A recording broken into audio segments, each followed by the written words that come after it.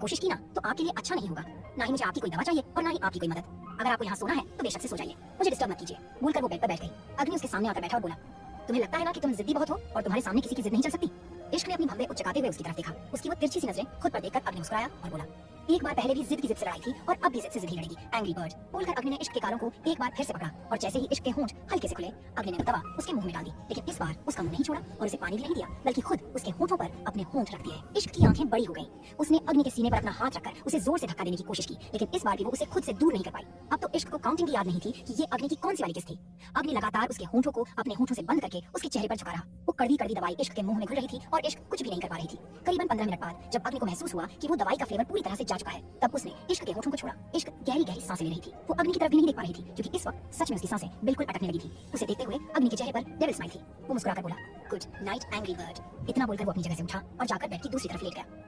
इश्क बस उसे देखती ही रह गई। उसका पूरा चेहरा लाल था। उसने साइड टेबल पर रखा हुआ पानी का गिलास उठाया और एक ही पल में उसे खत्म कर दिया, क्योंकि भले ही वो दवाई का टेस्ट जा चुका था, लेकिन अंदर से उसे बहुत अजीब फील हो रहा था। दवाई लेने के बाद वो भी सोफे पर जाकर लेट गई। अग्नि अपनी तिरछी नजरों से बार-बार उसे ही देख रहा था, पर उसने अब उसे और ज्यादा परेशान नहीं किया, क्योंकि इश्क की तबीयत सच में सही नहीं थी और अग्नि उसकी तबीयत के साथ कोई रिस्क नहीं लेना चाहता था। कुछ ही देर में इश्क जब गहरी नींद में चली गई तो अग्नि अपनी जगह से उठा और जाकर उसे अपनी गोद में उठाकर वापस बेड पर लेकर आया। वो इश्क की तरफ देखते हुए बोला, सही कहा है किसी ने, जो किसी के सामने नहीं झुकते वो इश्क के सामने झुक जाते हैं। जैसे ये अग्नि झुका है इश्क के सामने। बोलते हुए अग्नि ने अपना चेहरा झुका लिया था। उसने बेड पर लाकर इश्क को अच्छी तरह से अपनी बाहों में समेटा और अपनी आंखें बंद कर ली।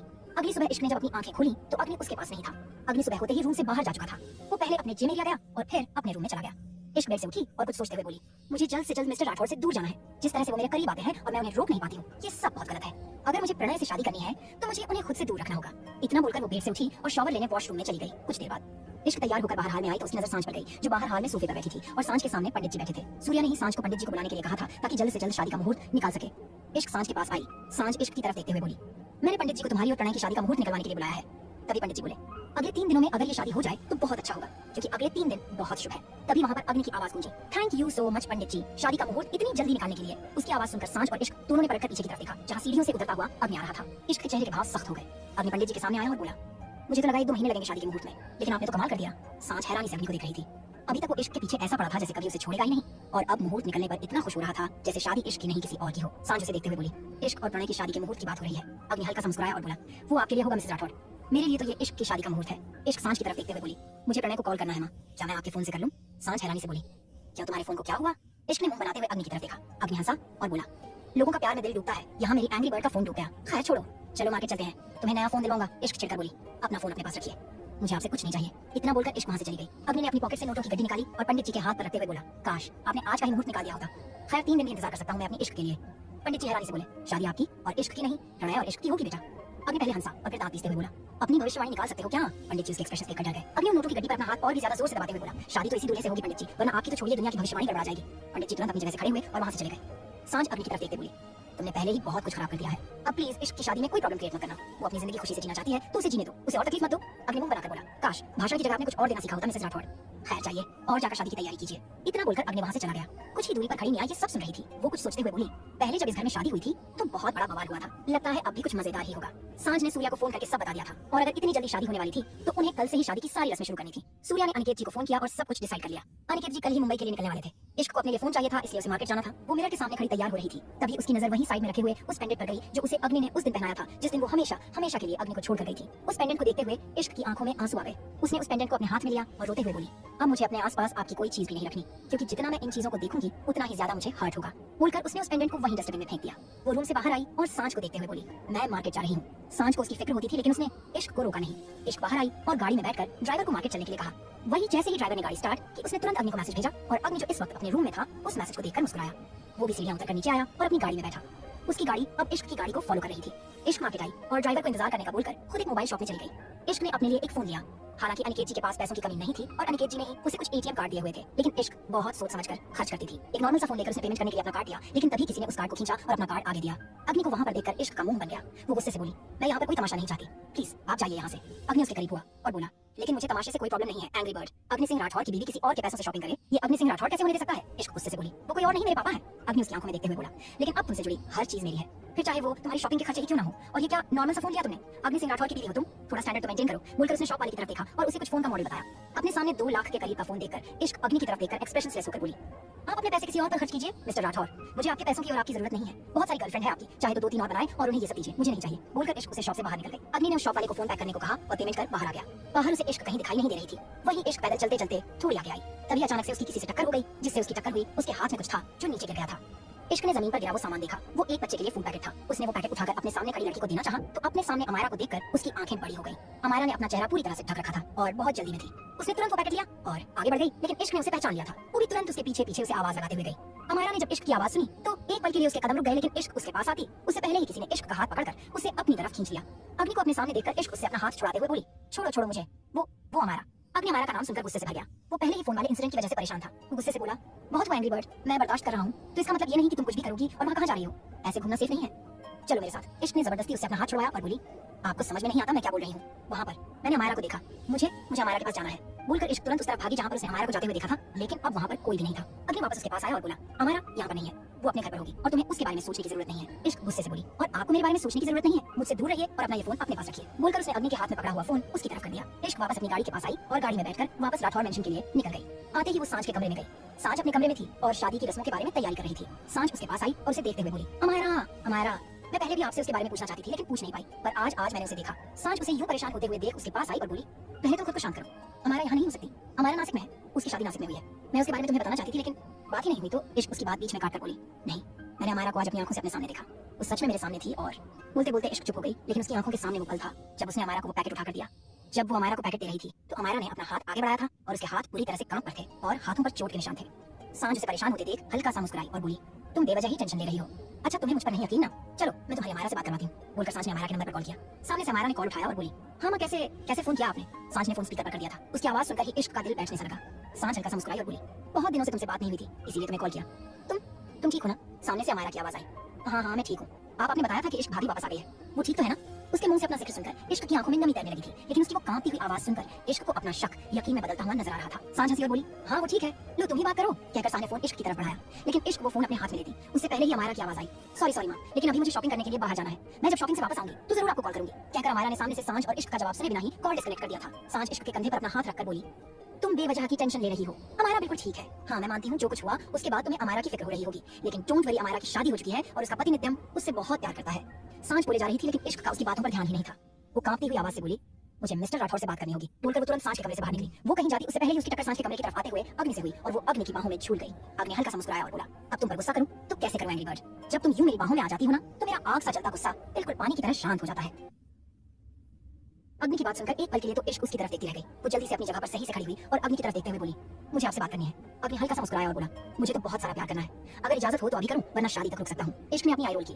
एक तो अग्नि की इन मीठी मीठी बातों ने उसे परेशान कर रखा था। भले ही अग्नि ड्रामा कर रहा था लेकिन उसकी वो बातें एक पल के लिए तो इश्क के दिल में हलचल सी मचा देती थी। वो अपना चेहरा एक्सप्रेशनलेस करते हुए बोली, प्लीज मिस्टर राठौर, मैं सीरियस टॉपिक पर आपसे बात करना चाहती हूँ, अगर आप 5 मिनट ढंग से मेरी बात सुने तो। अग्नि हंसा और बोला, मैं तो गालियां भी सुन लूंगा एंग्री बर्ड, गालियां सुनने वाले काम किए हैं मैंने, पर हाँ उसके बाद प्यार बहुत ज्यादा करूंगा क्योंकि गुस्सा आएगा, और गुस्सा तो तुम्हें पता ही है मेरा गुस्सा कैसे कंट्रोल होता है। इश्क ने अपने माथे पर अपना हाथ मारा और बोली, डिस्गस्टिंग, बोलकर वो तुरंत वहां से जाने लगी। ये सोचकर कि अग्नि से ना सही वो सूर्या से बात कर लेगी। हालांकि उसे सूर्या से बात करने में हिचक होती, लेकिन अब उसके पास कोई और ऑप्शन नहीं था। पर उस वक्त अग्नि ने उसका हाथ पकड़कर उसे रोका और उसे वापस अपने करीब खींच लिया। इस वक्त तिशी वहां पर आई और बोली, यहाँ पर तो किसी को शर्म लिहाज ही नहीं है। अग्नि ने पलटकर उनकी तरफ देखा और बोला, ज्यादा ही शर्म आ रही है तो अपनी आंखें बंद कर लो, वैसे भी आपकी नजरें मुझे कुछ ज्यादा ठीक नहीं लगती, नजर लगाने के अलावा और कुछ करती भी नहीं। इतिश्री तुनका शक्कर बोली, क्या कहा तुमने, मैं तुम्हें नजर लगाती हूँ, इतने भी खास नहीं हो तुम और ना ही तुम्हारी ये बीवी जो तुम्हारी बीवी भी नहीं है। अग्नि तिरछी नजरों से इतिश्री को देखा और बोला, आपको बकवास करने के अलावा और कोई काम नहीं आता क्या। यहाँ पर हस्बैंड वाइफ अपना अच्छे से टाइम स्पेंड कर रहे हैं, एक दूसरे से प्यार भरी बातें कर रहे हैं और आपको जलन हो रही है। लगता है मिस्टर जीवन राठौर आपको ढंग से टाइम नहीं दे रहे, कुछ खिलाइए पिलाइए उनको, शायद काम कर जाए। इतिश्री गुस्से से बोली, बेशर्म बेहया। अग्नि सार्कास्टिक वे में बोला, वो तो आप हैं, तभी तो इतना जलील होने के बाद भी यहाँ पर खड़ी है, वरना कोई और होता तो डूब कर मर जाता। इतिश्री बुरी तरह से खींचकर वहां से चली गई। इश्क अग्नि की तरफ देखते हुए बोली, आपको नहीं लगता आप सच में बहुत ज्यादा बदतमीजी करते हैं। अग्नि एटीट्यूड से बोला, अब जो हमसे बदतमीजी करेगा तो बदले में उसे भी बदतमीजी ही मिलेगी। एंग्री बर्ड, ये तो वो इस घर की सदस्य है, अगर नहीं होती तो अब तक तो उनकी जुबान उनके मुंह से अलग हो चुकी होती। इश्क चिढ़कर बोली, यही तो करना आता है आपको, बस अगर किसी की गलती हो तो जान ले लो, किसी ने आपका कोई नुकसान किया हो तो उसकी जान ले लो, किसी ने आपके साथ थोड़ी सी बदतमीजी की तो जान ले लो। जान लेना कितना आसान है ना आपके लिए मिस्टर राठौर, इसीलिए तो जिसने आपसे बेइंतहा इश्क किया उसकी भी जान ले ली आपने। उसकी बात सुनकर अग्नि की नजर उस पर गहरी हो गई। उसने इश्क की कमर पर अपना हाथ रखकर उसे अपने करीब खींचा और बोला, हाँ अग्नि राठौर किसी की जान लेने से पहले एक पल भी नहीं सोचता, अपने दुश्मनों की जान लेना तो उसका शौक है, लेकिन जहाँ बात उसकी एंग्री बर्ड की आती है ना तो अग्नि सिंह राठौर अपनी एंग्री बर्ड को एक खरोच भी नहीं आने दे सकता, खुद बेशक से उसके लिए जान दे दे। इश्क उसकी बात सुनकर बस उसकी तरफ देखती रही। उसने अपना चेहरा घुमा लिया और बोली, छोड़िए मुझे जाने दीजिए। अग्नि तुरंत बोला, नहीं पहले वो बात बताओ जो तुम मुझसे करना चाहती थी। इश्क नजर उठाकर उसकी तरफ देखकर बोली, अब मुझे आपसे कोई बात नहीं करनी, मुझे जो भी प्रॉब्लम है मैं अपने आप सॉल्व कर लूंगी। अग्नि हल्का सा मुस्कुराया और बोला, प्रॉब्लम की क्या बात है, मैं तो तुम्हें पूरी तरह से सॉल्व कर दूं, पर फिलहाल वो बात बताओ जो तुम डिस्कस करना चाहती थी। इश्क उसे घूरते हुए देखने लगी। अगले ही पल अग्नि ने उसे अपनी गोद में उठाया और उसके रूम की तरफ लेकर बढ़ गया। इश्क तुरंत बोली, छोड़िए मुझे आपके साथ कहीं नहीं जाना। अग्नि एक्सप्रेशनलेस होकर बोला, कहीं और नहीं लेकर जा रहा हूँ तुम्हें। एंग्री बर्ड, तुम्हारे रूम में लेकर जा रहा हूँ और ज्यादा छोड़ने की बात मत करो। तुम जितना दूर जाने की कोशिश करोगी उतना ही मैं तुम्हारे करीब आऊंगा। रूम में लेकर जा रहा हूँ तो चुपचाप चलो, वरना वापस हाल में ले चलूंगा, और अगर गलती से मुझसे कोई गलती हो जाए तो फिर लोगों को जवाब तुम देना। उसकी बात का मतलब समझकर इश्क चुप रह गई। अग्नि उसे उसके कमरे में लेकर आया और इश्क की तरफ देखने लगा तो इश्क एक पल के लिए तो शांत रही। उसे समझ नहीं आ रहा था वो बात की शुरुआत कहाँ से करे, पर उसे अमायरा के लिए अग्नि से बात करनी थी। इश्क हिम्मत कर बोली, मुझे अमायरा के बारे में बात करनी है। अमायरा का नाम सुनकर ही अग्नि के चेहरे की नसें तन चुकी थी। वो गुस्से से बोला, मुझे इस बारे में कोई बात नहीं करनी, बोलकर वो तुरंत वहां से जाने लगा। उसका ये रिएक्शन देखकर इश्क हैरान थी। उसने जल्दी से अग्नि का हाथ पकड़कर उसे जाने से रोक लिया। इश्क का यूं अग्नि को रोकना, अग्नि का दिल जोर से धड़क गया। उसने पलटकर इश्क की तरफ देखा। इश्क की आंखों में नमी तैर गई थी क्योंकि उसे अमायरा की बहुत फिक्र हो रही थी। उसकी आंखों में नमी देखकर अग्नि सब समझ रहा था। उसने अपने बालों में अपना हाथ चलाया और बोला, देखो एंग्री बर्ड, मैं नहीं चाहता तुम अमायरा के बारे में कोई बात करो या फिर उसके बारे में भी सोचो। आई नो मैं तुम्हें सबसे ज्यादा मतलबी लगूंगा, लेकिन मैं शुरू से ही मेरे रिश्तों के लिए बहुत क्लियर रहा हूँ। बचपन में सबसे बहुत प्यार किया है मैंने, लेकिन अब मेरे दिल में ना ही रिश्तों के लिए कोई जगह है और ना ही किसी इमोशन के लिए। अगर इस दिल में किसी के लिए कुछ है तो वो सिर्फ और सिर्फ तुम हो, और मैं नहीं चाहता किसी और की वजह से हम दोनों के बीच कोई भी लड़ाई हो। उसकी बातें सुनते हुए इश्क को बड़ी ही बेचैनी सी होने लगी थी। ऐसा लग रहा था जैसे अग्नि का कहा एक एक शब्द सच है। वही अग्नि भी इस वक्त बहुत अजीब सी सिचुएशन में था। वो अपना चेहरा घुमाकर बोला, मुझे काम है, मुझे जाने दो। अग्नि कभी भी उसे यूं छोड़कर नहीं जाता था, तब से तो बिल्कुल भी नहीं जब से वो इश्क को मना रहा था। तो अभी यूं उसका जाना इश्क को बिल्कुल भी अच्छा नहीं लग रहा था। वो उसके सामने आई और बोली, अभी आपने कहा ना कि आपके दिल में सिर्फ एक ही इंसान के लिए प्यार है और वो मैं हूँ, तो आपको प्यार का वास्ता प्लीज मेरी बात सुन लीजिए। उसकी वो मासूमियत भरी बात सुनकर अग्नि कैसे ही उसको ना बोलता। वो चुप रहा। इश्क अपनी नजरें हल्का सा झुकाकर बोली, मुझे आज माँ से पता चला कि अमायरा की शादी हो चुकी है और वो नासिक में है, लेकिन आज सच में मैंने मार्केट में अमायरा को देखा था और अमायरा को देखकर ऐसा लगा जैसे वो बहुत तकलीफ में हो। उसके चेहरे पर डर नजर आ रहा था और हाथों पर चोटें। अग्नि इश्क की बातें सुन रहा था, लेकिन वो बहुत अच्छी तरह से जानता था कि अमायरा मुंबई में नहीं नासिक में है। भले ही वो अमायरा से ना बात कर रहा था, ना ही उसने अमायरा पर कोई नजर रखने की कोशिश की, लेकिन जितना वो जानता था उस हिसाब से अमायरा नासिक में ही थी। उसने इश्क के कंधे पर अपना हाथ रखा और बोला, देखो एंग्री बर्ड, मैं जानता हूँ तुम अमायरा से काफी कनेक्टेड हो, तुम्हें उसकी फिक्र हो रही है, लेकिन ट्रस्ट मी वो मुंबई में नहीं नासिक में है। इश्क फ्रस्ट्रेटेड होकर बोली, मैं कह रही हूँ ना आपको वो मुंबई में है और मैंने अपनी आंखों से उसे देखा है। अग्नि तुरंत बोला, लेकिन तुम्हें गलतफहमी भी तो हो सकती है ना। इश्क उसकी आंखों में आंखें डालकर बोली, बहुत सारी गलतफहमियां हुई हैं मुझे मिस्टर राठौर, लेकिन इस बार कोई गलतफहमी नहीं है। अगर आपको मुझ पर नहीं यकीन करना तो इट्स ओके, मैं खुद से अमायरा का पता लगा लूंगी, मुझे आपकी कोई मदद नहीं चाहिए। इतना कहकर इश्क वहां से जाने लगी। अग्नि ने तुरंत उसे रोका और उसे अपने सीने से लगा लिया। जब इश्क ने गलतफहमियों वाली बात कही तो अग्नि समझ चुका था कि उसका इशारा अग्नि की तरफ ही है। उसकी आंखों में उसकी तकलीफ नजर आ जाती थी। उसे सीने से लगाकर बोला, sorry angry bird, I know तुम हर्ट हो, बट अच्छा ठीक है, छोड़ो वो सब बातें। तुम्हें अमायरा के बारे में पता करना है ना, तो आई प्रॉमिस मैं ना सिर्फ तुम्हारी अमायरा से बात करवाऊंगा बल्कि तुम अमायरा से मिलोगी और खुद देखोगी कि वो नासिक में है और अपनी शादीशुदा जिंदगी में खुश है।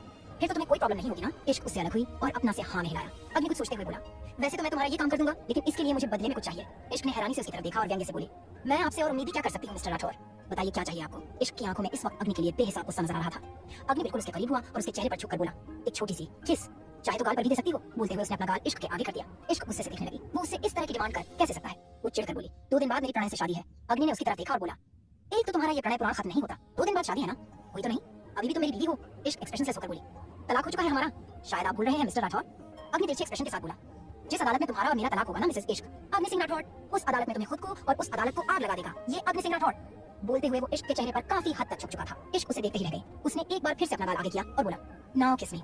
इश्क मुंह बनाकर बोली, मुझे नहीं करनी कोई किस, आपको मेरी मदद नहीं करनी, हमारा के बारे में नहीं पता लगाना तो मत लगाइए, मैं खुद कर लूंगी। अग्नि चिढ़कर बोला, ये बार बार मुझे धमकी क्या देती हो तुम, मतलब पहले तो बड़ा प्यार करती थी, ना जाने कहां कहां किस करती थी, और अब गाल पर किस देने में भी तुम्हें प्रॉब्लम हो रही है। ये तो बहुत बड़ी बात है एंग्री बर्ड, पर तुम्हें पता है मैं कितना जिद्दी हूं, अगर बात किसकी आई तो। बोलते हुए उसके चेहरे पर जो शरारती एक्सप्रेशन थे उन्हें देखकर इश्क को डर सा लग रहा था। अग्नि कुछ सोचते हुए बोला, यहाँ से गोद में उठा लूं, डाइनिंग टेबल की तरफ ले जाऊं, वहां पर किस करूं, सबके सामने कितना मस्त सीन होगा ना। उसकी बात सुनकर इश्क कांप उठी और तुरंत अग्नि के गाल पर किस करते हुए बोली, अब तो खुश।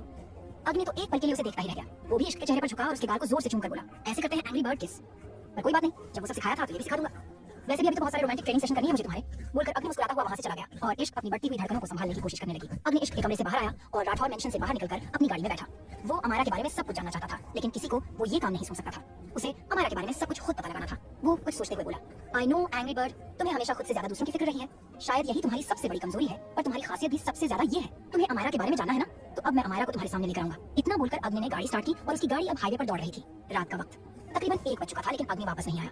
इश्क भले ही जताती नहीं थी, लेकिन उसे अग्नि की बहुत परवाह होती थी। दिल हमेशा उसके लिए बेचैन सा रहता था।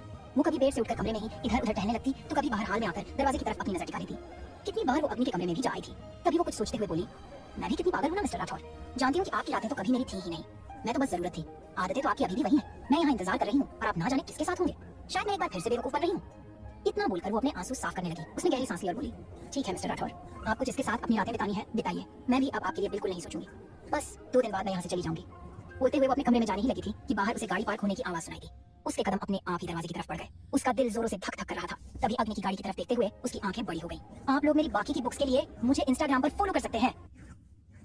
राठौर मेंशन के अंदर वाले दरवाजे पर खड़ी इश्क अपनी बड़ी बड़ी आंखों से सामने की तरफ देख रही थी, जहां पार्किंग एरिया में आकर अग्नि की गाड़ी रुकी थी और अग्नि तेज कदमों से गाड़ी से बाहर निकला था। गाड़ी से बाहर निकलकर उसने बैक सीट का दरवाजा खोला और उसमें से अमायरा बाहर निकली। अमायरा ने इस वक्त अपनी गोद में एक बच्चे को उठाया हुआ था और वो खड़ी खड़ी अपनी जगह पर कांप रही थी। उसका पूरा चेहरा बहुत अजीब लग रहा था। चेहरे पर कई जगह हल्के लाल और नीले निशान थे और हाथ पैर भी बिल्कुल कांप रहे थे। उसके सिर पर पट्टी बंधी हुई थी। अग्नि ने पूरी तरह से उसे अपनी बाहों में समेटा और उसे धीरे धीरे अंदर की तरफ लेकर आने लगा। जैसे ही उसकी नजर दरवाजे पर खड़ी इश्क पर गई तो एक पल के लिए उसके कदम रुक गए। वहीं इश्क भी पीछे दरवाजे से लग गई थी। उसने सुबह अमायरा को जिस हालत में देखा था वो तो कुछ भी नहीं थी। अब जिस हालत में वो अमायरा को देख रही थी उसका दिल कांप रहा था। अमायरा ने भी जब नजरें उठाकर इश्क की तरफ देखा तो उसकी आंखों से आंसू बहने लगे। उसने अपना चेहरा झुका लिया। अग्नि को समझ नहीं आ रहा था वो करे तो करे क्या। एक तरफ उसकी बगल में अमायरा थी जिसे वो छोड़ नहीं सकता था और एक तरफ उसके सामने इश्क थी जिसकी हालत देखकर उसके पास जाना चाहता था। उसने अमायरा की तरफ देखकर अपना से हाँ मिलाया और उसे आगे बढ़ने के लिए इशारा किया। अमायरा आगे की तरफ बढ़ी। तभी सांझ अपने कमरे से बाहर आई जो इश्क के लिए बाहर आई थी, क्योंकि वो जानती थी इश्क बाहर हाल में टहल रही है। लेकिन जब उसने दरवाजे पर खड़ी इश्क को कांपते हुए देखा तो वो भी तुरंत इश्क के पास आई। लेकिन जब इश्क की नजरों का पीछा कर उसने सामने अमायरा की तरफ देखा तो उसके खुद के भी हाथ पैर ढीले हो गए। अग्नि अमायरा को लेकर अंदर आया तो एक पल के लिए तो इश्क और सांझ कुछ कह भी नहीं पाई, क्योंकि अमायरा की हालत ही सब कुछ कह रही थी। भले ही उसका बदन कपड़ों से ढका हुआ था, लेकिन उसके चेहरे को देखकर ही पता चल रहा था कि वो ठीक बिल्कुल नहीं है और उसके साथ क्या होता होगा। इस बात का अंदाजा भी सांझ और इश्क दोनों को हो चुका था। सांझ ने जल्दी से उसे अपनी बाहों में समेटा। अमायरा बेहद तेजी से आई। उसकी रोने की आवाज अंदर तक जा रही थी। सूर्य सो रहा था, लेकिन जैसे ही उसने अपनी आंखें खोली और अपनी बगल में सांझ को नहीं देखा तो वो हैरान रह गया। ऊपर से बाहर से आती हुई आवाज सुनकर वो तुरंत बेड से उठा और बाहर की तरफ आया। सामने अमायरा को सांझ के गले से लगकर रोते देख वो भी हैरान रह गया था। तब तक बाकी सब लोग भी बाहर आ चुके थे। सांझ रोते हुए बोली, तुम्हारी ये हालत, ये सब क्या है अमायरा? तभी अग्नि की नजर सूर्या पर गई। वो बेहद गुस्से से बोला, मानना पड़ेगा मिसेस राठौर, काफी अच्छे पेरेंट्स हैं आप और आपके हस्बैंड मिस्टर राठौर, जिन्हें इतना भी नहीं पता कि उनके बच्चे कैसे हैं और किस हालत में हैं। मेरे लिए तो आप दोनों बुरी तरह से फेल हुए, लेकिन अमायरा के लिए भी ऐसा ही होगा ये मैंने नहीं सोचा था। अग्नि की बातें सूर्या को और भी ज्यादा बड़ा शौक दे रही थी। वो तेज कदमों से अमायरा के पास आया और अपनी हैरानी भरी नजरों से उसे देखता रहा। सांझ ने अमायरा को खुद से अलग किया और उसका चेहरा अपने हाथों में थामकर बोली, बताओ ना अमायरा, ये सब क्या है और ये सब छोटे और ये सब निशान? अमायरा रोते हुए कुछ बोलने को हुई, तभी कुछ ही दूरी पर खड़ी इतिश्री बोली, इस घर में अब दिन में तो ड्रामे होते ही है, लेकिन रात को भी कोई चैन से नहीं सोने देता। अब जिस तरह की हरकतें होगी हालत भी तो वैसे ही होगी। जीवन उसके साथ ही खड़ा था। उसकी आंखें बड़ी हो गई क्योंकि सामने सूर्या खड़ा था और इस वक्त सूर्या गुस्से से कांप रहा था। वो कुछ कहता उससे पहले ही सूर्या चिल्लाकर बोला, अपनी बीवी को अंदर लेकर जाओ जीवन।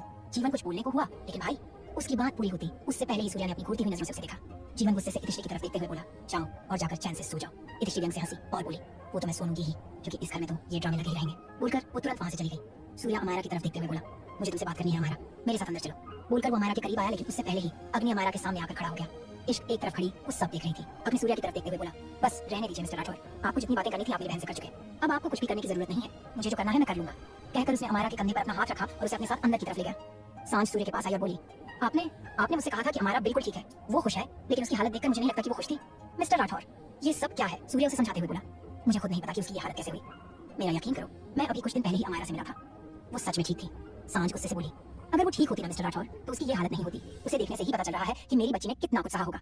आप उसके साथ इतना लापरवाह कैसे हो सकते हैं मिस्टर राठौर? अब तो मुझे सच में लगने लगा है कि हम अच्छे पेरेंट्स ना कभी थे और ना कभी हो सकते हैं। इश्क ने आकर उसे संभाला और बोली, प्लीज माँ आप ऐसी बातें मत कीजिए, आप बहुत अच्छे माँ बाप हैं। अब आप अमायरा की फिक्र मत कीजिए, मैं जाकर उसे संभालती हूँ। बोलते हुए वो सांझ के आंसू पोंछ रही थी। सांझ ने अपना चेहरा हाँ में हिलाया। इश्क तुरंत अमायरा के कमरे की तरफ गई जहाँ अग्नि उसे लेकर गया था। अग्नि ने अमायरा को बेड पर बिठाया और उसे देखते हुए बोला, तुम्हें किसी को कुछ भी जवाब देने की जरूरत नहीं है अमायरा, सब कुछ पता है मुझे और ना ही अब तुम्हें किसी से डरने की जरूरत है। मुझे समझ नहीं आता अगर ये सब हो रहा था तो तुमने मुझे कॉल क्यों नहीं किया, मुझे क्यों कुछ नहीं बताया? तभी दरवाजे पर इश्क आई। अमायरा ने बच्चे को बेड पर लेटा दिया था। इश्क को देखते ही वो इश्क की तरफ भाग गई और उसके गले से लग गई। उसका रोना सुनकर इश्क की आंखों में भी आंसू आ रहे थे। अमायरा रोते हुए बोली, आई एम सॉरी भाभी, मेरी वजह से आपको बहुत कुछ सहना पड़ा ना, मेरी वजह से आपने सुसाइड करने की कोशिश की, मेरी वजह से आपके और भाई के बीच इतनी प्रॉब्लम हुई, आप प्लीज मुझे माफ कर दीजिए। इश्क उसे संभालते हुए बोली, प्लीज अमायरा रोना बंद करो, तुम्हारी वजह से कुछ भी नहीं हुआ है और मैं बिल्कुल ठीक हूँ और मिस्टर राठौर भी बिल्कुल ठीक है। तुम प्लीज रोना बंद करो, ऐसे नहीं रोते, आओ तुम मेरे साथ अंदर आओ। बोलते हुए वो अमायरा को अपने से अलग कर अंदर की तरफ लेकर आई। अमायरा का रोना सुनकर अग्नि को भी आज बहुत बुरा लग रहा था। उसे सूर्या से तो बिल्कुल भी उम्मीद नहीं थी, लेकिन अब उसे खुद पर भी गुस्सा आ रहा था कि क्यों वो एक साल से अमायरा से इतना दूर रहा कि उसे पता ही नहीं चला कि अमायरा किन हालातों में रह रही है। नित्यम और अमायरा की शादी इश्क के जाने के बाद हुई थी। अमायरा प्रेग्नेंट थी तो धीरे धीरे सारी बातें बाहर आने लगी थी। इतिश्री और निया के टोन अमायरा को बहुत ज्यादा परेशान करने लगे थे। ऐसे में उसने एक दो बार सुसाइड करने का भी सोचा। तभी ना जाने कैसे, लेकिन नित्यम ओबेरॉय ने सूर्या के सामने अमायरा से शादी करने का प्रपोजल रखा। सूर्या वैसे भी अमायरा की शादी करवाना चाहता था, क्योंकि भले ही सूर्या और सांझ उसका पूरा ख्याल रखते थे, लेकिन उसे लगता था कि इस वक्त पर एक लाइफ पार्टनर का होना बहुत जरूरी होता है। नित्यम उसका पुराना बिजनेस पार्टनर था और उसकी इमेज उसके सामने बहुत अच्छी थी, इसीलिए उसने अमायरा से शादी के बारे में पूछा तो अमायरा ने शादी के लिए हाँ कर दिया। सूर्या और सांझ ने एक अच्छा सा मुहूर्त देखकर अमायरा की शादी नित्यम से कर दी, लेकिन जैसे ही शादी हुई नित्यम का बिहेवियर एकदम से चेंज हो गया। उसने अमायरा से शादी सूर्या से बदला लेने के लिए की थी। वो एकदम सनकी इंसान था जो अमायरा को हद से ज्यादा टॉर्चर करता, न सिर्फ अमायरा को फिजिकल बल्कि मेंटली भी हद से ज्यादा परेशान करता। उसके साथ मारपीट और मैरिटल रेप तो जैसे बहुत नॉर्मल चीज हो गई थी। उसका जब मन करता वो एक कमरे में अमायरा को लेकर जाता और न सिर्फ उसके साथ जबरदस्ती करता बल्कि उसे बुरी तरह से मारता पीटता। वो जानता था कि अमायरा कभी अपने मॉम डैड के पास वापस नहीं जाएगी, क्योंकि उसने जो किया है उसके बाद उसने हिम्मत नहीं है किसी के सामने से उठाने की भी। और अमायरा को अपने दिल में इतना ज्यादा गिल्ट था कि वो चुपचाप सब कुछ सहती रही और उसने उसे टोका नहीं की। नित्यम 3-4 दिन पहले ही अमायरा को लेकर मुंबई आया था, क्योंकि उसे मुंबई में एक डील करनी थी जो कि एक इलीगल डील थी और उस डील के बारे में सूर्या को कुछ नहीं पता था और अमारा को नित्यम इसलिए अपने साथ लेकर आया ताकि अगर कोई प्रॉब्लम आए तो वो अमारा को यूज कर सके। अमारा को बेड पर बिठाकर इश्क ने टेबल पर रखा हुआ पानी का गिलास उसकी तरफ बढ़ाया और बोली, तुम्हारी वजह से कुछ भी नहीं हुआ है अमारा, बस वही हुआ जो शायद हमारी किस्मत में था। तुम प्लीज अपने दिल और दिमाग पर कोई बोझ मत लो। अमारा अभी भी सिसक रही थी। इश्क अग्नि की तरफ देखते हुए बोली, मुझे अमारा से अकेले में बात करनी है। अग्नि तुरंत बोला, नहीं बिल्कुल भी नहीं, अमारा को इस वक्त आराम की जरूरत है और तुम मेरे साथ चलो। इश्क ने उसे घूरकर देखा। अग्नि नहीं चाहता था कि अभी इश्क को कुछ पता चले। वो खुद इस वक्त पूरी तरह से ठीक नहीं हुई थी और ऊपर से अमारा के बारे में जानकर उसे और भी ज्यादा स्ट्रेस होने वाला था। पर वो ये भी जानता था कि इश्क सब कुछ जाने बिना नहीं रहेगी। इश्क गुस्से से बोली, आप यहाँ से जा रहे हैं या नहीं मिस्टर राठौर? अग्नि उसे बोला, नहीं बिल्कुल भी नहीं। अब उसने अमारा की तरफ देखा और बोला, आई नो अमारा, ये वक्त तुम्हारे लिए बहुत मुश्किल है लेकिन तुम्हें खुद को संभालना है। तुम थोड़ी देर रेस्ट करो, इश्क अभी तुम्हारे पास वापस आ जाएगी। बोलकर उसने इश्क का हाथ अपने हाथ में थामा और उसे लगभग खींचते हुए बाहर की तरफ लेकर आया। इश्क हैरान रह गई। अग्नि को इश्क को उस सब कुछ खुद बताना था। वो उसे लेकर इश्क के कमरे में आया और इश्क गुस्से से अपना हाथ उसे छूटते हुए बोली, आप ऐसा कैसे कर सकते हैं मिस्टर राठौर? मुझे छोड़िए, मुझे अमारा के पास जाना है, उसे संभालना है, उसे इस वक्त मेरी जरूरत है। अग्नि उसके होठों पर अपनी उंगली रखकर बोला, तुम्हें उसके पास जाना है, तुम चली जाना, मैं तुम्हें रोक नहीं रहा हूँ, लेकिन पहले मेरी बात सुनो। मैं नहीं चाहता तुम अमारा को वो सब याद करवाओ जो मैं चाहता हूँ कि वो हमेशा के लिए भूल जाए। उसके साथ क्या हुआ है वो मैं तुम्हें बताता हूँ। बोलकर अग्नि ने उसे वो सब बताया जो आज शाम को हुआ। आज जब वो अमारा को ढूंढते हुए वहां पहुंचा जहां पर अमारा नित्यम के साथ थी तो उसने देखा कि नित्यम घर के हाल में ही सो रहा था और बहुत ज्यादा नशे में था, जिसकी वजह से उसकी आंखें तक नहीं खुल रही थी। उसने आसपास देखा तो सभी कमरे बंद थे। नित्यम के झूठ से पर्दा तो तभी उठ चुका था जब उसे पता चला कि नित्यम एक बिजनेसमैन नहीं एक क्रिमिनल है। तभी उसे कमरे से किसी के सिसकने की आवाज सुनाई दी। वो कमरा बाहर से बंद था। जैसे ही अग्नि ने वो कमरे का दरवाजा खोला, सामने अमारा को देखकर वो हैरान रह गया। अमारा उस वक्त ठीक हालत में थी। अग्नि उसे देख तक नहीं पा रहा था। वो तुरंत अपना चेहरा घुमाकर खड़ा हो गया और अपने ऊपर पहना हुआ जैकेट उसने अमारा की तरफ फेंका। न सिर्फ अमारा बल्कि उसकी गोद में जो बच्चा था उसके बदन पर भी पूरे कपड़े नहीं थे।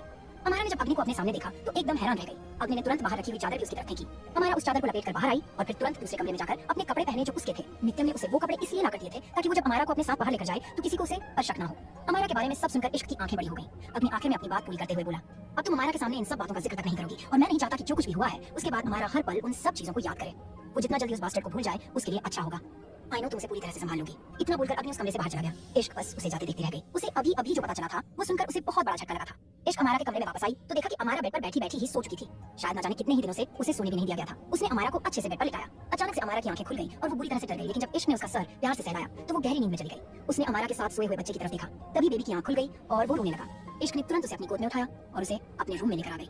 बच्चे का रोना सुनकर सांझ भी जल्दी से इश्क के कमरे में आई। जब उसने बच्चों को रोते हुए देखा तो वो तुरंत उसके लिए दूध लेने किचन में चली गई। इश्क अपनी गोद में उस प्यारे से बच्चे को देख रही थी और उसे देखते हुए अचानक ही अग्नि की बातें उसके जहन में ताजा हो गई। इतने बच्चे करूंगा एंग्री बर्ड कि तुम संभालते संभालते थक जाओगी। उसके चेहरे पर हल्की सी मुस्कुराहट तैरने लगी।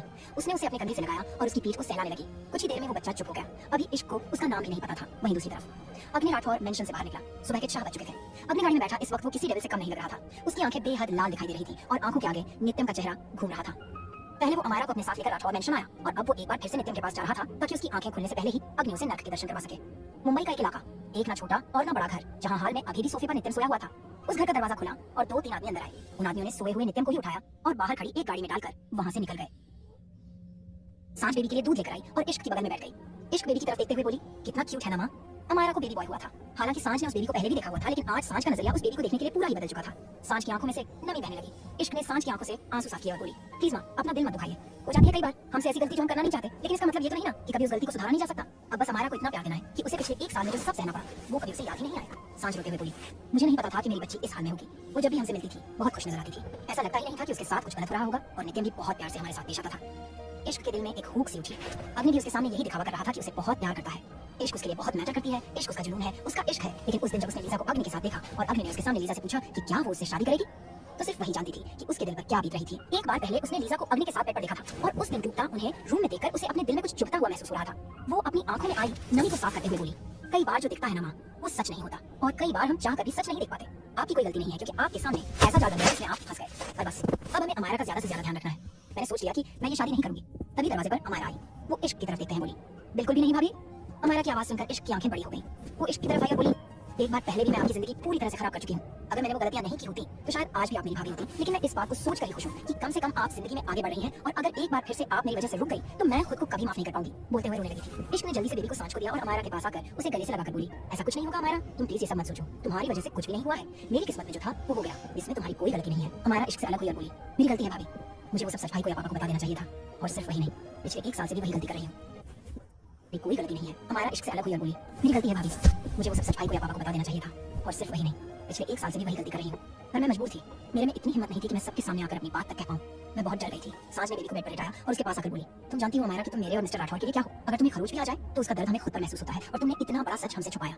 अमारा सांझ के गले से लग गई और बोली, मैं बहुत ज्यादा डर गई थी माँ। वो नित्यम गायब को मारने की धमकी देता था, इसलिए मैं कुछ कर ही नहीं पाई। इश्क उसके सिर को सहलाते हुए बोली, लेकिन अब तुम्हें किसी से डरने की जरूरत नहीं। अब तुम यहाँ राठौर मेंशन में रहोगी और कोई तुम्हें कुछ नहीं करेगा। कोई तुम्हें एक हल्की सी खरोच भी नहीं दे सकता अमायरा, और तुम्हें कुछ भी ज्यादा सोचने की जरूरत नहीं है। तुम्हारी वजह से किसी को कोई तकलीफ नहीं हुई और ना कभी हो सकती है। इश्क की बात सुनकर अमायरा सांस से अलग हुई और रोते हुए बोली, नहीं इश्क, मुझसे बहुत बड़ी गलतियां हुई हैं। अगर आप सच में चाहती हैं कि मैं इन सब चीजों के बारे में ना सोचा तो प्लीज आप अपनी शादी कैंसिल मत कीजिए, वरना मुझे लगेगा कि एक बार फिर से मैं आपकी खुशियों बर्बाद कर रही हूँ। मैं जानती हूँ अब शायद अपने भाई और आपके बीच कुछ भी नहीं बचा, इसलिए मैं चाहती हूँ कि आप अपनी लाइफ में आगे बढ़ जाइए। आपको मेरी कसम। अमायरा की बात सुनकर अब इश्क कुछ कह ही नहीं पाई। देवी को सांझ को संभालने का बोलकर इश्क अमायरा को लेकर उसके कमरे में आ गई। उसने अमायरा को अच्छे से सुलाया और फिर उसके कमरे से बाहर आकर अग्नि के कमरे की तरफ बढ़ गई। उसे अग्नि से बात करनी थी, लेकिन जब उस कमरे में अग्नि दिखाई नहीं दिया तो वो हैरान रह गई। वो तुरंत बोली, ऐसा तो हो ही नहीं सकता कि मिस्टर राठौर ऐसी सिचुएशन में घर से चले जाएं। कहीं कहीं वो नित्यम के पास। बोलते हुए उसकी आंखें बड़ी हो चुकी थी। वो तुरंत नीचे आई और सांझ को थोड़ी ही देर में आने का बोलकर घर से बाहर निकल गई। बाहर आकर वो गाड़ी में बैठी और एक एड्रेस ड्राइवर को दिया। ड्राइवर भी वो एड्रेस सुनकर हैरान था, क्योंकि उस एड्रेस को ड्राइवर बहुत अच्छी तरह से जानता था। वो एड्रेस अग्नि के ऐसे ठिकाने का था जहां अग्नि के इल्लीगल काम होते थे, या फिर जब उसे किसी को बड़ी ही बेदर्दी से सजा देनी होती या किसी को बंदी बनाकर रखना होता तो वो सब इसी एड्रेस पर होता था। इस ड्राइवर की तरफ देखते हुए बोली, आप मुझे लेकर चल रहे हैं या फिर मैं बाहर से कैब लेकर जाऊं? ड्राइवर तुरंत बोला, नहीं नहीं मेम साहब, आपको ऐसा कुछ करने की जरूरत नहीं है, मैं गाड़ी स्टार्ट कर रहा हूँ। बोलकर उसने गाड़ी स्टार्ट कर दी और पूरे रास्ते इश्क की नजर ड्राइवर पर थी, जिससे ड्राइवर वहां पर किसी को कांटेक्ट तक नहीं कर पाया। वहीं दूसरी तरफ मुंबई शहर से कुछ दूरी पर एक गोडाउन, जिसे बाहर से देखकर कोई ये अंदाजा भी नहीं लगा सकता था कि अंदर कोई इंसान होगा। वहां अंदर कम से कम इस वक्त 30 से 40 इंसान थे, जो एक शख्स को घेर कर खड़े थे, और वो शख्स नीचे जमीन पर एक बहुत बड़े पत्थर से बंधा हुआ था। एक गाड़ी बड़ी ही स्पीड में आकर वहां पर रुकी और उस गाड़ी में से अग्नि बाहर निकलकर अंदर की तरफ आया। जो शख्स अंदर बंधा हुआ था वो कोई और नहीं नित्यम था, जिसे अग्नि के आदमी अभी कुछ देर पहले ही उसके घर से उठाकर लेकर आए थे। अग्नि अंदर आया तो उसने नित्यम की तरफ देखा। नित्यम का चेहरा नीचे की तरफ झुका हुआ था। अब तक शराब का असर उस पर उतर चुका था, लेकिन गुस्से से उसका चेहरा बेहद लाल था, क्योंकि जब से वो आया था तब से ही वहां पर खड़ा कोई ऐसा इंसान नहीं था जिसने अपने हाथ नित्यम पर साफ किए। किसी ने उसे बेल्टों से मारा था, किसी ने हंटर से, किसी ने अपने पैरों से कुचला था, किसी ने कमर पकड़कर घसीटा था। लोग उसके मुंह को सब बंद कर रहे थे और सब के सब नित्यम से खींच गए थे। नित्यम ने जैसे ही नजर उठाकर सामने की तरफ देखा, अग्नि को देखकर उसकी आंखें बड़ी हो गई। वो दर्द से करा रहा था, लेकिन अब अपना सब दर्द भूलकर वो चिल्लाकर बोला, तुम्हारी हिम्मत भी कैसे हुई मुझे इस तरह से यहाँ पर लाने की? तुम्हारा जीजा हूँ मैं और तुम मेरा साले। तुम्हारी हिम्मत भी कैसे हुई मेरे साथ इस तरह से पेश आने की? अग्नि ने अपने हाथों में एक लोहे की जंजीर पकड़ रखी थी, जो ज्यादा बड़ी नहीं थी, शायद उसके हाथ के साइज जितनी होगी, लेकिन वो जंजीर काफी मजबूत थी। उसे गोल घुमाते हुए अग्नि नित्यम की तरफ आया और बोला, जब जीजा सालों वाले काम करे तो वो जीजा नहीं रहता, और किसी में इतनी औकात भी नहीं कि वो अग्नि के साथ रिश्ता जोड़ सके, क्योंकि अग्नि सिंह राठौर रिश्तों के लिए नहीं बना। नित्यम गुस्से से कांपते हुए बोला, लेकिन भूल मत कि तेरी बहन मेरी बीवी है। छोड़ मुझे, वरना तेरी बहन का वो हाल करूंगा कि तू जीते जी याद रखेगा। अग्नि ने अपने सामने खड़े सभी आदमियों को पीछे की तरफ होने का इशारा किया। वो जाकर नित्यम के बिल्कुल सामने बैठा और बोला, क्या करेगा तू मेरी बहन के साथ? नित्यम हंसा और बोला, उसे मारूंगा, उसे पीटूंगा, जिस तरह तूने मुझे बांध कर रखा है वैसे ही उसे भी बांध कर रखूंगा, और उसके साथ वो सलूक करूंगा कि वो चलना तो दूर अपने पैरों पर खड़ी भी नहीं हो पाएगी। तू तो जानता ही है मेरा मतलब क्या है। अग्नि एक्सप्रेशनलेस होकर बोला, और क्या करेगा तू? नित्यम तिरछी मुस्कुराहट के साथ बोला, उसे नोच कर खा जाऊंगा, उसके जिस्म को पूरी तरह से काटूंगा, उसकी चीखें तुझे भी सुनाऊंगा। जब वो चीखती है ना तो बड़ा मजा आता है। अग्नि एक बार फिर से बिना किसी एक्सप्रेशन के बोला, वो तो तू पहले कर चुका, अब और पता क्या करेगा? नित्यम व्यंग्य से हंसा और बोला, मतलब मेरा शक सही था, तुझे सब पता चल चुका है, तो तूने तो देख लिया होगा कि तेरी बहन का मैंने क्या हाल किया है। पर अभी तो कुछ भी नहीं है, अभी तो मैं उसके साथ इससे भी ज्यादा बुरा करूंगा। अभी तक तो मैंने सिर्फ खुद मजे लिए उसके साथ, अब वो मजे मैं दूसरों को भी करवाऊंगा, उसे नंगी। अभी वो बोल ही रहा था कि अग्नि ने अपने हाथों में गोल गोल घूम रही उस जंजीर को एकदम से नित्यम के मुंह पर मारा, तो उसके दोनों होंठ उस जंजीर में फंस गए और अगले ही पल अग्नि ने उस जंजीर को कसकर खींच लिया। नित्यम को चिल्लाने का भी मौका नहीं मिला और उसका पूरा मुंह बाहर की तरफ लटक गया। होंठ मुंह से अलग हो चुके थे और खून का फव्वारा छूट पड़ा था। नित्यम बुरी तरह दर्द से तड़पने लगा। डॉक्टर बेशक से कितनी ही सर्जरी क्यों न कर ले, लेकिन वो होंठ अब वापस अपनी जगह पर नहीं लग सकते थे। नित्यम का पूरा चेहरा दर्द से लाल हो चुका था। अग्नि उसे देखते हुए बोला, जंजीर से बांधा था ना तूने मेरी बहन को, तुझे एक ही पल में 1 साल का दर्द न दिया तो मैं भी अमायरा राठौर का भाई नहीं? नित्यम का दर्द से बुरा हाल हो चुका था। अग्नि गुस्से से कांपते हुए बोला, अमायरा की चीखें सुनी है ना तुझे, लेकिन उसकी तो क्या तू अपनी भी चीखें नहीं सुन पाएगा? बोलकर एक बार फिर से उसने जंजीर घुमाई और अगले ही पल नित्यम का एक कान उसके चेहरे से अलग हो चुका था और नीचे की तरफ वो कान एक मांस का टुकड़ा बनकर नीचे गिर चुका था। नित्यम ने चिल्लाने के लिए कोशिश की, लेकिन चिल्ला तक नहीं पाया। उसकी जीभ भी आधी से ज्यादा कट चुकी थी। वो दर्द से तड़पता ही रह गया और अग्नि ने उसका दूसरा कान उसके चेहरे से अलग कर दिया। अग्नि के चेहरे पर खून के छींटे आ चुके थे। अपने हाथ से अग्नि ने वो खून के छींटे अपने चेहरे से साफ किए और बोला, क्या कहा था अमायरा को चलने नहीं देगा? अगर ये अग्नि सिंह राठौर तेरे पैरों को तेरे जिस्म से जुड़ा रहने देगा तो ना। बोलकर उसने अपना हाथ आगे की तरफ बढ़ाया तो एक आदमी ने उसके हाथ में एक तेज धार कापा दिया। अग्नि ने उस कापा को कसकर अपने हाथ में पकड़ा। नित्यम ने अपना चेहरा ना हिलाया। वो बोल नहीं सकता था, लेकिन अपने हाथों को वो जोर से खींचने लगा। उसके हाथ जंजीर से बंधे हुए थे, लेकिन अपने हाथों को जोड़ने के लिए वो अपने हाथों से इस कदर खींच रहा था कि वो जंजीर उसकी कलाइयों को चीरते हुए जा रही थी। उसके हाथों से खून बहने लगा था। वो अपने हाथ जोड़ पाता उससे पहले ही अग्नि ने एक ही बार में वो कांपा उसके दोनों पैरों पर चलाया और नित्यम के पैर उसके जिस्म से अलग हो गए। तभी पीछे की तरफ से इश्क के चिल्लाने की आवाज आई। अग्नि ने हल्का सा पलटकर पीछे की तरफ देखा तो इश्क को देखकर उसकी आंखें बड़ी हो गई। वो अपना सिर ना हिलाते हुए बोला, गलत एंग्री बर्ड, तुम्हें यहाँ नहीं आना चाहिए था, पर अब तो तुम भी इस फायर को नहीं शांत कर सकती। ये बोलकर उसने वो कैप हवा में घुमाया तो नित्यम के दोनों हाथ जो लगभग से जुड़ चुके थे वो एक ही साथ उसके जिस्म से अलग हुए और दूर जाकर गिरे। इश्क ने अपने चेहरे पर अपने दोनों हाथ रखे। वो बेहिसाब रोई जा रही थी। अग्नि अपने सामने खड़े आदमी को देखते हुए बोला, बहुत शौक है ना तुझे शराब पीने का? नशे में खुद को मर्द समझता है तो आज पीने के लिए तो नहीं, लेकिन खाने के लिए इसे बहुत कुछ मिलना चाहिए। उस आदमी ने तुरंत अपना सर हाँ में हिलाया और दो आदमी एक साथ पीछे की तरफ गए और वहां से एक बहुत बड़ी बाल्टी लेकर आए। उसे बाल्टी में लाल रंग का कुछ था, शायद लाल पिसी हुई मिर्चों की चटनी जैसा कुछ। अग्नि ने हल्की सी नजरें तिरछी नित्यम पर घुमाई और बोला, सॉरी जीजा जी, शराब तो नहीं है, लेकिन खाने में कोई कमी नहीं आने दूंगा। नित्यम की सिर्फ आंखें हिल रही थी, दर्द से चेहरा सुन्न पड़ चुका था और हाथ पैर जिस्म से अलग हो चुके थे। सिर्फ कुछ ही सांसें बची थी। उसे देखकर ही पता चल रहा था ज्यादा से ज्यादा वो 5 मिनट तक इस दर्द को बर्दाश्त कर पाएगा या फिर 5 मिनट भी नहीं। उन दो आदमियों ने तुरंत अपने हाथों में ग्लव्स पहने और अपने हाथ उस बाल्टी में डुबोकर नित्यम के पूरे शरीर पर मसलने शुरू कर दिए। खुद को रस्सियों से अलग होते महसूस कर नित्यम खुद को घसीटने की कोशिश कर रहा था, पर ना हाथ साथ थे और ना ही पर वह चाहकर भी एक कदम भी अग्नि से दूर नहीं जा सकता था। नित्यम दर्द से तड़प तक नहीं पा रहा था। एक जिंदा लाश के अलावा फिलहाल वो कुछ भी नहीं था, पर अभी एक दर्द बाकी था जो उसे महसूस होने वाला था, जो उसकी मौत को उसके और भी करीब लाने वाला था। अग्नि उठा और उसने साइड में रखी हुई रोड उठाई और उस बाल्टी में डुबो दी। दो आदमी तुरंत नित्यम की तरफ बढ़े। अग्नि ने अपना हाथ दिखाकर उन्हें रोका और पलट कर पीछे इश्क की तरफ देखा जो अपना चेहरा घुमाकर खड़ी थी। अग्नि ने उन्हें कंटिन्यू करने का इशारा किया और उन आदमियों ने नित्यम के कपड़े उसके जिस्म से अलग कर दिए। अगले ही पल अग्नि ने वो रोड बाल्टी से बाहर निकाला और नित्यम की तरफ देखते हुए बोला, बहुत शौक है ना जिस्म से खेलने का? अगर इस दर्द को बर्दाश्त कर गया ना तो तू सच में मर्द ही होगा, वरना नामर्द तो तू है ही। ये बोलकर उसने वो रोड अगले ही पल नित्यम के अंदर की ओर घुसा दी। अगले ही पल नित्यम की खुली हुई चीख निकली और उसकी सांस रुक गई। वो सांस सिर्फ कुछ पलों के लिए नहीं बल्कि हमेशा के लिए रुक चुकी थी। नित्यम इस दुनिया से जा चुका था। अग्नि ने अपना हाथ उस रोड से हटाया और एक कपड़े से साफ किया। वो अपने सामने खड़े आदमियों को देखते हुए बोला, इसकी लाश से रोड निकलना नहीं चाहिए, वरना तुम सबका भी यही हाल होगा। उन सब आदमियों की एक पल के लिए तो जान हालत में अटक चुकी थी। अग्नि वहां से घूमा और इश्क की तरफ आया। उसने इश्क के सामने आकर उसके कंधे पर अपना हाथ रखा और बोला, एंग्री बर्ड, तुम्हें यहाँ नहीं आना चाहिए था। अभी उसे इतना ही कहा था कि एक जोरदार थप्पड़ उसके गाल पर आकर लगा और अगले ही पल इश्क ने अग्नि को गिरबान से पकड़ लिया।